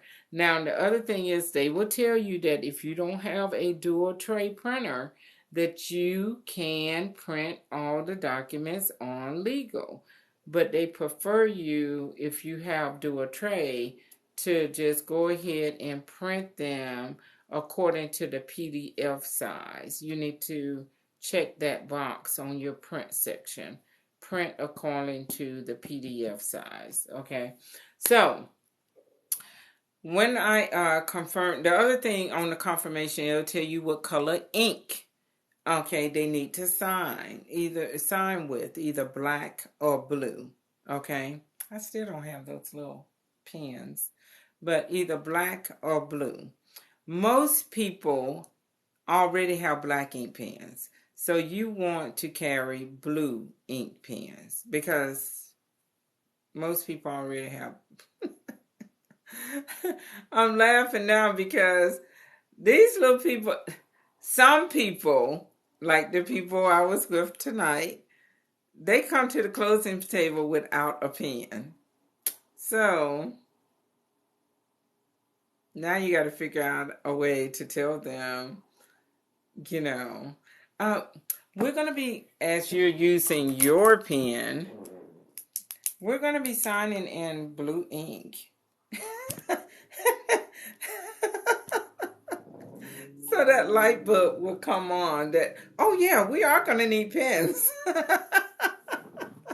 So anyway, and guys, you see this pen right here? This is the best little pen. It is a UPS pen. This is the best little writing ink pen. It writes blue. Every time I go in there now, I snatch like two. So I'm I'm making a collection of their pens. So I got these pens everywhere. Anyway, they write so good. So I'm not investing in pens anymore. So anyway, so carry some extra pens with you because they will come to the closing table without ink pens. So the confirmation letter will tell you whether or not they need to sign in black ink or blue ink. They will also tell you, we don't care if they sign in blue or black. Okay, and that's what you want right there. But always have a supply of blue and black ink pens. Okay, anyway, they would come to the table without a writing instrument. It's so funny. And I noticed that she kept my multicolored one, and I'm like, whatever. Whatever. Yeah. So anywho, I forgot what I was telling you. Oh, the confirmation.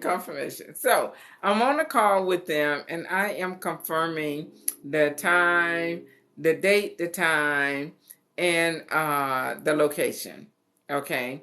The other thing that I do as well is I go ahead, even though I haven't seen the documents and what they require, I go ahead and request that they have 2 forms of ID ready for me when I get there. And I also ask them to go ahead and make a copy of those IDs to because I have gotten away from taking photos of the people's IDs with my phone if I can avoid it, because y'all know this is what I discovered. It's that my phone copies whatever pictures, anything I scan. It goes from my phone to the Google Photos to Amazon and whatever. And I didn't know that was happening. And who got time to go and be deleting stuff here, there, and everywhere? So anyway, so I tried to ask them, I asked them to, if they are able, I always ask them whether or not they are able to have copies of their IDs ready for me. And they go, oh yeah, no, I don't have that. Well, if they don't have it, it's no big deal. It's no big deal. But it makes it easier if they will go ahead and have copies of it, because most companies want you to send a copy of those IDs back with the documents. So just go ahead, ask for two. They might only need one, but you don't know that until you get your document. You're making a confirmation call now. So you know you're going to need at least one. You might need two. Just ask for two. Okay, so I normally ask them for driver's license, social security card. This gentleman did not have his social security card. Don't know where it is. He has no clue. That always just blows my mind. But whatever. Okay, so therefore I tell them to have their proof of auto insurance card. Okay, I get those options from the Patriot Act form where you have to write down, document their IDs on. So those are the options that I give them. Most people, if they can't put their hand on a social security card, they have a driver's license. They should have proof of auto insurance card in their car. If they don't have that, most people will give me their what is that? Their weapon card, their permit, to fire a gun. I take that. Yeah, that's fine. What I don't take, and some loan officers tell them that they can give us their credit card or their bank card. You ain't giving me. And they tried to do that today. I was like, oh, I ain't touching nobody. I'm not touching nobody's debit card. No, I'm not copying down nobody's debit card number or no. You ain't giving me no debit card. No, not at all. So, anywho, so that's what I normally ask for. Listen, you trying to make it easy. Why you want to get a passport? Why you want to write down all those numbers? If that's all they have, everybody have everybody everybody have a driver's license or a green card, and a passport might be easier than a green card, but yeah. Anyway, you can do passport. Let me just say, yes, you can do passport. Okay. This is what I don't do. I do not do military ID. Okay. It's an option, but listen, people. And a lot of the military people, they should know this. Some of them, they don't know it. I'm a veteran, okay? And I really didn't know it until I got into this business. You're not supposed to copy military ID cards. No. So if they give you, and all the veterans be wanting to give you their ID card, and I politely hand it back to them and say, thank you for your service, but I need your driver's license. Both of them. The active duty spouse and the dependent. No, I want your ID card, your driver's license. So I don't take military ID cards either. So they're not supposed, and that's the main reason why I don't take it, is because you're not supposed to copy it. Okay, you're not supposed to copy a military ID card. Period. So yeah. So don't take it. Don't let them give it to you. They so proud. I got mine. Sometimes I wonder why I have it. Don't nobody want to see it but the folks at the gate. Just, but I do not use that except for when I'm out on the base. That's the only time I use it. I don't use it what we call in civilian land. Yeah. So, but that's how I handle that. I just say thank you so much for your service, but I need your driver's license, please. Yeah. Okay. State ID. Yeah. Listen, y'all. look, listen, y'all want to keep it simple. You can birth certificate, passport. I wonder if I have one of those forms. Um, yeah, birth certificate, passport, they are options.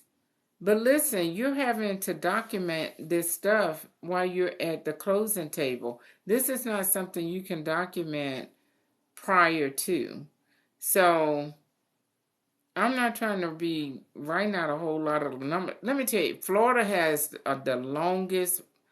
Florida, Texas, I think Florida has the longest driver's license number I've ever seen. Oh, Florida, why?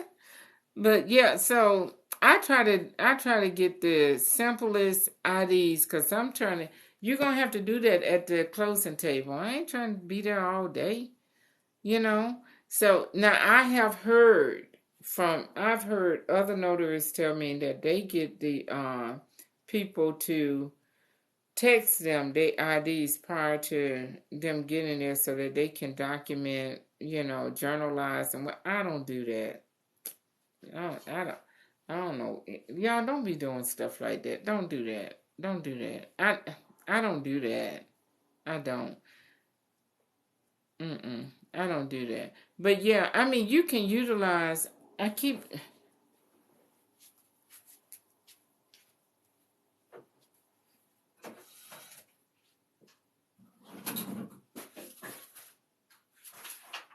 Yeah. This copy came from from their package. I pulled it out. So these are the options for the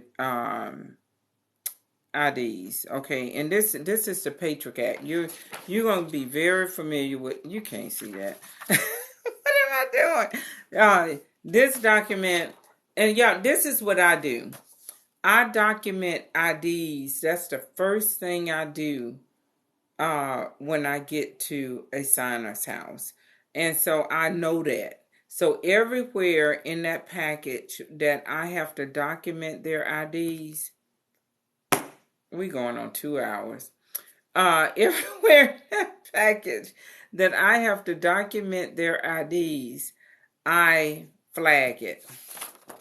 I flag it. I take a little sticky whatever, and I flag those documents so that when I get there, I'm journaling, I'm documenting the IDs in my journal, and then I will document it on everywhere because some packages want you to document it 3 or 4 times, and it's like, I don't know if you guys know this, but you got the lender's package and then you got the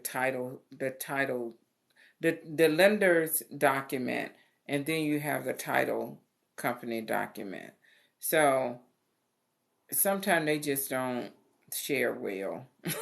So you get the lenders wanting you to document those IDs. They don't create it their own little form. And then you have the title company, and they have the place. I'm like, golly, if I ain't document these IDs one more time, it's crazy, But anywho, so everywhere, that's why I say everywhere that it needs to be documented, I go ahead and flag it because that's the first order of business.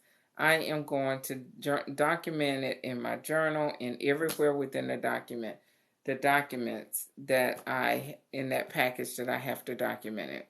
Okay, first. So I won't have to do that when I get to that document. When I get to that document, I just can keep right on pushing because we've already done it. And I keep my documents in the order that they send them to me. I don't know. That's just the way I've been taught to do it. And you need to read whatever they tell you to do in your confirmation letter, your confirmation email. But most of the people that I have ever dealt with, they always say, do not take the documents out of order. The way they sent them to you is the way they want them to stay. Okay? That I have never worked for a company that asked me to put documents, rearrange them, I have just, I don't know. I've been doing this for 4 years, and I've never had anyone tell me to rearrange those documents and put them in a different order. So, okay, that's all I got to say about that. Read. So anyway, so back to this. Okay, so it's broken down into 2 categories. Okay, and so it asks for 2 forms of ID. You got your primary form and your secondary form. So they grouped off. So in your primary form, you have to choose one. You have to choose one from each category. So you have your driver's license. It's just your primary form. You have your driver's license, your state-issued ID, military ID, passport, U.S. alien registration card, Canadian driver's license. And that's just on this one, okay? Everybody, they use different ones. Don't ask me. But I do know that I always choose on the primary one, I choose this driver's license because everybody has one, okay? On the secondary, you have Social Security card. That's why I always ask for it. Most people have it, but just letting you know, some people, they have no clue where they, I don't know the last time I seen that. Ooh, that's scary. Anyway, Social Security card, government issued visa, birth certificate, non-U.S. Canadian driver's license, most recent signed tax return. I don't want to deal with that. I really don't. Property tax bill. I don't want to deal with that either. Okay. Voters registration card, bank, investment, loan statement. I don't want to deal with that. Paycheck stub with name. I don't want to deal with that. Most recent W-2. I don't want to deal with that. Home, car, renter, insurance papers. See, that's what I deal with. If they don't have their Social Security card, then I ask them for their car insurance, proof of insurance card. Okay. Recent utility bill. I don't want to deal with that either. So I picked the easiest one, and it works for me. Driver's license, Social Security card. You can't put your hand on a Social Security card? Okay. Surely you got your proof of auto insurance card. If you got a driver's license, you got to have insurance card. So that's what works for me. Just find what works for you. And but remember, you got to document all that stuff. I hate when they bring out the pistol permit. But that's easier than the tax return.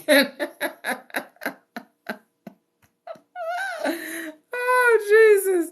So anyway, but just know that this document, sometimes it'll say, we only require 1 form of ID. Or it would say, we require 2 forms of ID.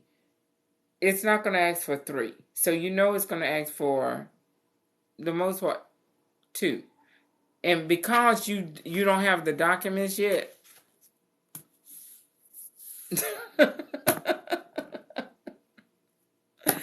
because you still don't have those documents when you're making your confirmation, just go ahead and ask them to give you 2 forms of ID, and and just let that be that.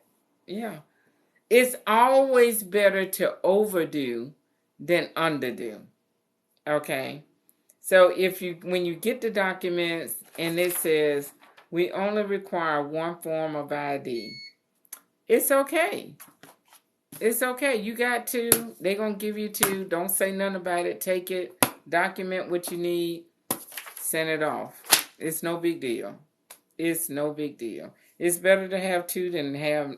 Oops, I didn't know I had to get no ID. No, this is something you're going to have to do every time. So, and you know you have to do it. Okay? You know that get in the habit of asking the people when you get to closing, if they call you, get in the habit of asking them what color ink, how many copies you need to print. No, not everyone requires 2 sets of documents. Not everyone. Only the crazy people. No. No, but yeah, so this is what I always ask them. How many sets of documents I need to print? Do I need to do a scan back? This is when we're talking about the fees. Okay, how many copies? Do I need to do a scan back? Once they tell me I got the job, what color ink? Okay. You can also go ahead and ask them, if you have them on the phone, you can ask them how many forms of ID. But they probably don't know either, you know. So I just always ask for 2, you know. So, all right. How much can we charge for sign? You're going to have, I don't talk fees. I don't, okay, for everybody. And I know somebody asked me about the company that, ain't she sweet? She's actually, this is somebody that's, I'm not going to even talk to her right now. I know someone asked me about the company that hired me for that job I did tonight. Okay, so I'm gonna have to start saying this, I guess, at the beginning and all the way through. I don't discuss fees. I don't discuss my fees. And I don't discuss what companies I work with. Now, I have given you guys companies already. It's on my one of the videos that's out there floating around.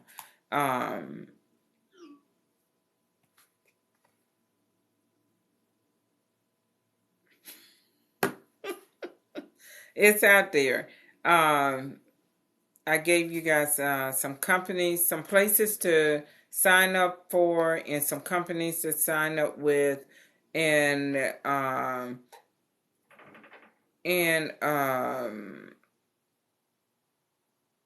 yeah. So I did do those, but the only other people that I'm sharing, like the company I just went and that I was hired with there, that company is reserved for the people that is in my mentoring program. That's one of the things that they get 10 leads, you know, for the fee that they pay to be part of my mentoring program. Okay, they get 10, other than the ones that I already shared with them, okay, on the little TikTok.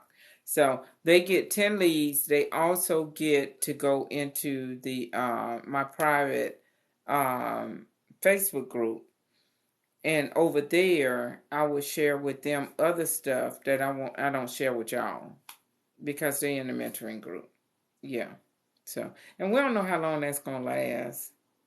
I don't know. But that lady that's texting me, yeah, she's in the mentoring group. We was talking as I was driving down to Laverne. So she was just asking me if I made it home safely. Ain't that nice? I'm so glad somebody out there cares about me. Anyway, I know the whole world cares about me. I would like to think. So anyway, and I'm not going to get into the why behind that. We did that a couple of lives ago. And it didn't go well. So I'm not going to do that tonight because I've been on here 2 hours. I said I was only going to be here for 1 hour. So, but yeah, I am going to say this. Yeah, mentoring. I have a mentoring program. Yeah, you can email me regarding it. Yeah, I'll be happy to send you some information on it. But I am going to say this about the about why I don't do this. And the reason why I'm going to say it is because I believe everyone needs to be operating in wisdom, because there are some low down people out in the world, okay? And some of them is going to be maybe your friends, okay? They don't care. It's a dog eat dog world. They do not care. They do not care. They don't care about stealing, from you. They really don't. They don't care about getting business from you. They really don't. And they just, yeah, and stuff. So I am going to say this, okay? You guys got to be very wise. And I don't care.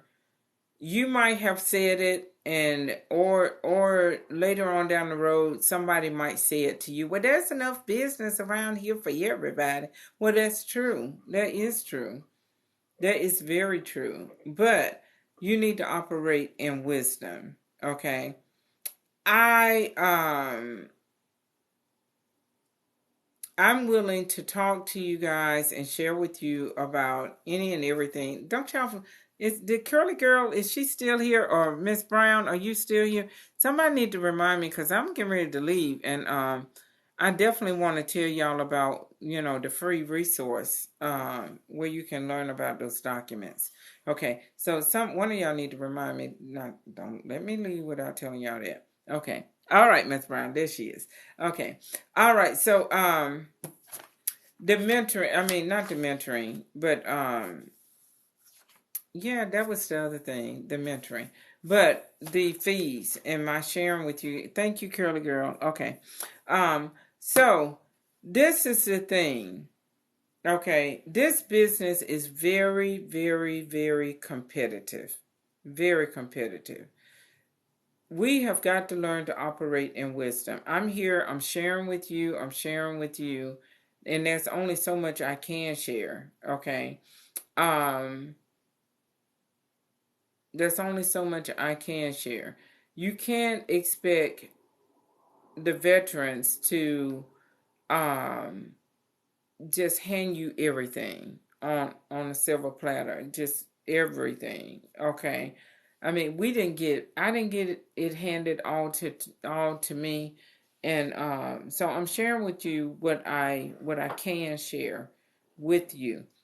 Y'all know where I am located. I've announced it to the people on Mars and Venus and everywhere. I don't know where you guys are located at. You can tell me you're in Florida, but you could be my next door neighbor for all I know, and whatnot. So I have to operate in wisdom, okay? Because I already feel like people have come into the Montgomery area and have undercut me on my fees and my loan signing fees and all of that. But that's, it's okay. Y'all see that thing on my eye? On my, I don't know what it, like glitter or something. But anyway, so y'all got to be really, really, really careful, okay? You can help a person, but be careful. Don't tell them who you work for, and don't tell them your fees. Because people will go and they will undercut you, and you wondering why you're not getting in the business. And somebody shared with me that a person that she was working really close with, and this girl still comes up in her face. It's obvious that she just don't have, she's not willing to, you know, she just don't have it. She don't have it, and she just rather undercut her. and I told her the same thing I'm telling you guys and what I have to tell myself and the standards that I have set for myself. I don't mind helping you know the documents, tell you some resources and whatnot. But don't ask me who I work for and don't ask me about my fees because this business is really competitive. I'm talking about really competitive. And this is the other thing that I want to say too is that, y'all, it's one thing for you to be faithful and loyal to these companies and whatnot, but please go on vacation, spend time with your family, you know, take a break, do what you need to do because they're not going to be faithful and loyal to you. They're not. They're looking for the person, the contractor that has the cheapest fee amount. And so the next person that comes around that has the cheapest fee amount, and they don't really care if they can do the job well or not until they find out they can't do the job as well as you. And then they're going to come back to you. And they're going to try to come back to you for the same fee that they got from them. No, it don't work like that. Yes, exactly right, Miss Curly Girl. She said, yes, you can help, but not spoon feed people. Yeah. I mean, that's what people want you to do, and you can't. You cannot do that. You cannot do that. So y'all got to operate in wisdom. Please, sir. Please, ma'am. And I hope y'all respect me for just telling you, hey, I'm just not going to do it. And I love you. I love you. Okay. And that's just wisdom. That is just really, really weird. I was on a live. I was just listening to this lady's live. I really like her content and whatnot because I need a lot of help with relationships and stuff. And she was, I was really liking what she was having to say, what she was saying and whatnot. And so she made the statement, she said, every time I get on live, I get a text from my marketing person. She says, you're telling them too much. You're telling them too much. And see, I don't have a marketing person, but I have to stop me, especially since I got the mentoring program now and whatnot. And y'all, I got a book coming out. I got a book. And so, y'all don't start. I shouldn't even said anything. But anywho, so, I have to learn how to stay within certain parameters. I really do. So, because my time is money. Is that the way it go? Yeah. Anyway, I've already been on here 2 hours with y'all. Okay. 2 hours with y'all. And it's 9:00 here. But I got here at 7. Really, I got here about 6. And I had to wait for the little cleaning people, to vacuum. They ain't even vacuum back there.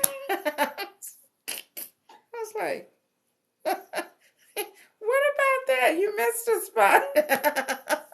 But anyway, I had to wait for them to come through and vacuum the room before I could get on with y'all. But anyway, and so I've given you guys 2 hours of of me or whatever, question and answered and stuff. Thank you. But y'all got to y'all please be wise out there. Don't post. And I'm going to tell you, one of my mentors told me this. She and we was talking about fees. Now, this is the other thing about mentors. You want to get someone that is not in your service area for the same reason, okay? Yeah, for the same reason, but most importantly, because a person that is not in your service area is going to be more open to share with you about their fees because you're not in competition with them. This lady that I'm talking about, she is northern Alabama. She is close to the Tennessee border. I ain't going up there. I ain't going up there to work. Mm-mm. Right now, I don't even want to go outside my county. Not for real, for real. If the truth be told, okay. But she is she's northern Alabama. So when you get people, your mentors or anybody that you want to talk to about your fees, go outside your service area, okay? Because they are not going to feel threatened by you. You're not their competition.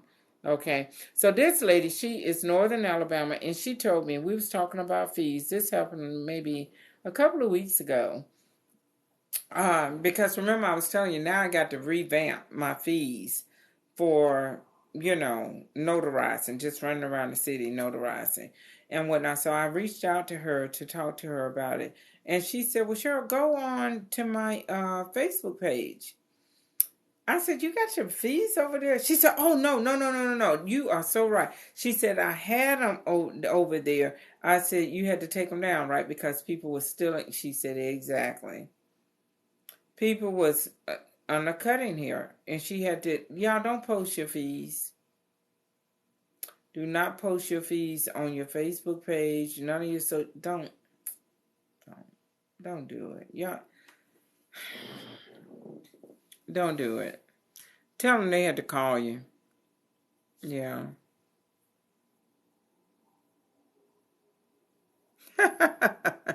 Girl, I don't go live. Miss Arkansas, that's flattering, but I don't do that. And they have,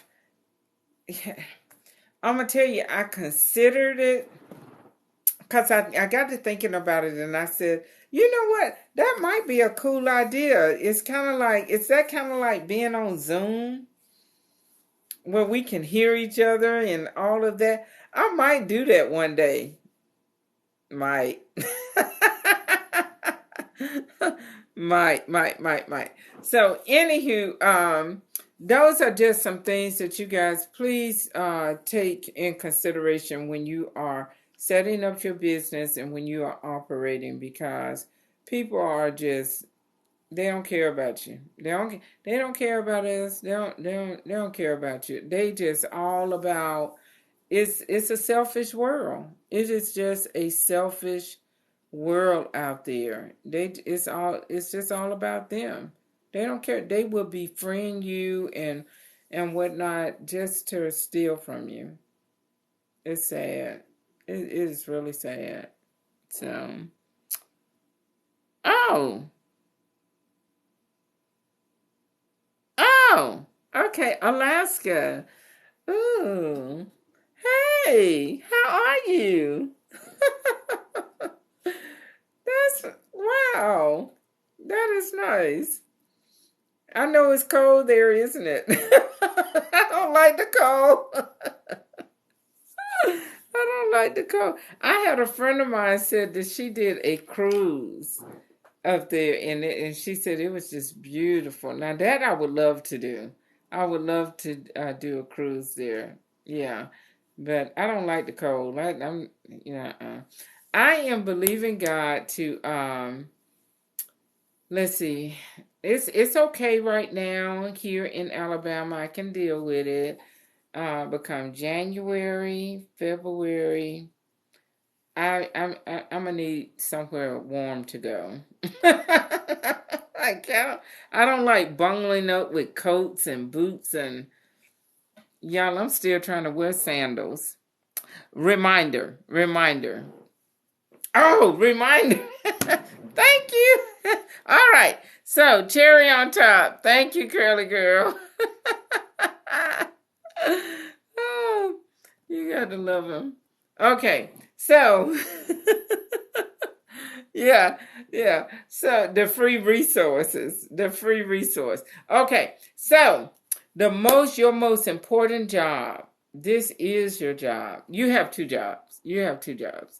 Okay, when you go out with those documents, your job is, and when I first got started, this is how I used to start all my closings. And when I feel the temperature in the room, I can tell when somebody is trying to get me to go away that I know I shouldn't be going. I just have to stop and just tell them this. You know, it's either going to be the wife or the husband. And I'm like, no, she's trying to get me put in jail. So I have to start. This is how I would start. I used to start all my closing.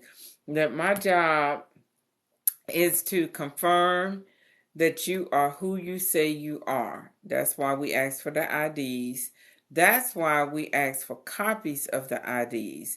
It's because they want us, that's their way of making sure that we checked the IDs. Okay?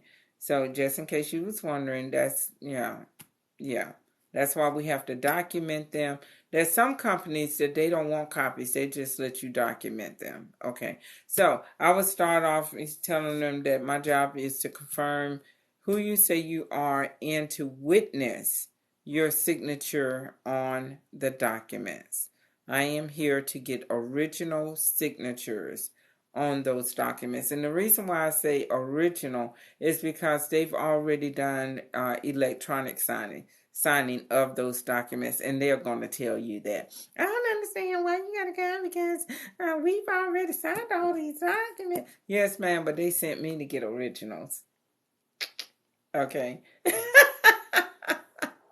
So anyway, so I would tell them that, and I would tell them, hey, if you have a question about your figures, we need to stop the closing so that you could call your loan officer to get those questions answered. Okay, because somebody, anyway, so that's what I will always tell them. So your job is to confirm who they say they are and to get the signatures on the documents. You need to know those documents.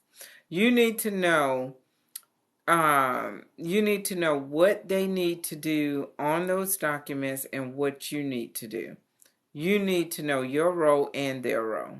Okay, so I always send everyone over to Notary Stars to learn those documents. Now I'm sending you for the free stuff.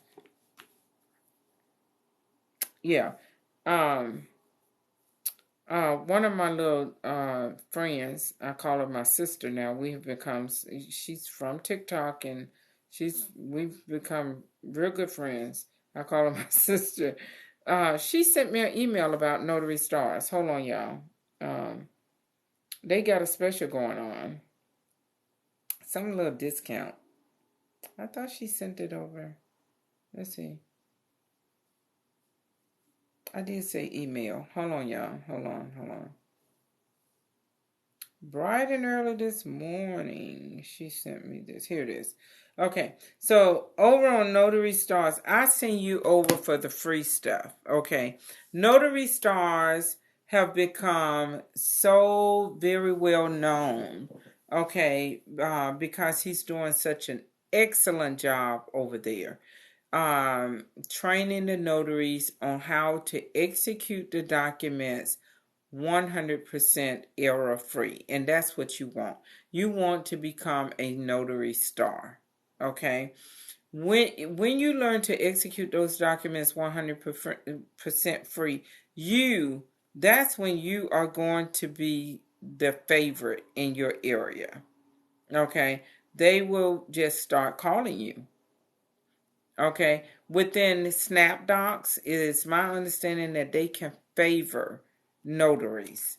And so when they have closings in that notary's area, they will send it out, and I think they get it first. Okay. They get it first, and they give them a time frame to respond. Okay. If they respond that they are not available, then they'll send it out to the other notaries.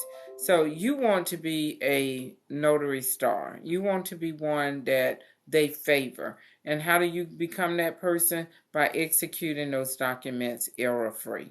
Okay. And not being prideful or a smarty pants at the closing table. Okay. Y'all please stay in your notary lane. Okay, you're not the loan officer. You wouldn't even want to be the loan officer for how much money you getting paid. They getting paid more than us. Okay, so let them do what they get paid the big bucks for. If they have questions about those figures, even if you know, y'all don't do that. Stay in your notary lane. Okay, so head over to Notary Stars to learn how to execute those documents. I'm sending you for the free stuff. YouTube channel. He's got playlists. Go over there and just inhale everything that he has over there. But he has a playlist of the refinance, sellers, and purchase. And he walks you through the documents that make up those different packages. You're welcome. Okay. YouTube University is open 24 hours a day. Whenever you want to go and sit at your table, wherever, with pen and paper, just go over there and spend time with him and learn those documents. I know that there are other people on YouTube that also do the same thing. The point of the matter is that find someone. If it's not Notary Stars, find someone that you can learn how to execute those documents from over there, and that's free. They're not asking you for a fee. Okay, not on YouTube. He does that through his website. I'm thinking this is how he's set up now. When I discovered him, I had been working as a loan signing agent for about a year and a half, maybe 2 years when I discovered him. But I still sat and went through those videos with him, and it's just excellent. The training is just excellent. Let me tell you what he was doing, how it was when I found him. I had to wait for the next video to come out. Okay, that's how long ago it's been. So for the refinance, it was like he would do the first document, and then the next week he'll come back and he'll do the next. So I had to wait for him to come back and do it. But now he's got the whole package over there, so you can just go over there and binge watch and learn from one document to the other and stuff, right? Well, and also he has a database that you can. This is the paid stuff. He has a database that you can get your name put on his database. Now, I believe it's set up like NNA. Okay, I believe you have to go through a training program with him, and then you would get your name put in the database. I was grandma, grandpa, great auntie in, okay, because I got registered with him on his website before he had all of this stuff, because I've never gone through, other than those videos that he was in the process of making those when I discovered him. So, but yet I have access. My name is there in the database. I haven't gotten any jobs. Nobody have ever told me they found me through Notary Stars. But my name is there. Okay, it's there. Anyway, but anywho, he has. This is what she sent me. Somebody said something. Oh, see, look. I didn't even know he had a Notary Stars amp. See how fancy he has got. Thank you, Miss Brown. See how they keep me up to date. Notary, Miss Brown and Miss Curly Girl. They keep me up to date. So there you go. I'm gonna have to download it. That's probably that shouldn't have anything to do with whether or not I get work. Anyway, but here's the thing. I'm glad I'm mentioning it to you, because it said this is a 40-hour only sale. They have 50% off. Get your membership at 50% off for 1 year by securing 1 full year in the next 48 hours. All right, y'all. I guess I'll talk to y'all later. Y'all need to head over there and get that. That for all of you who want to be part of his whole shebang. But remember, I sent you over to the free stuff. Okay.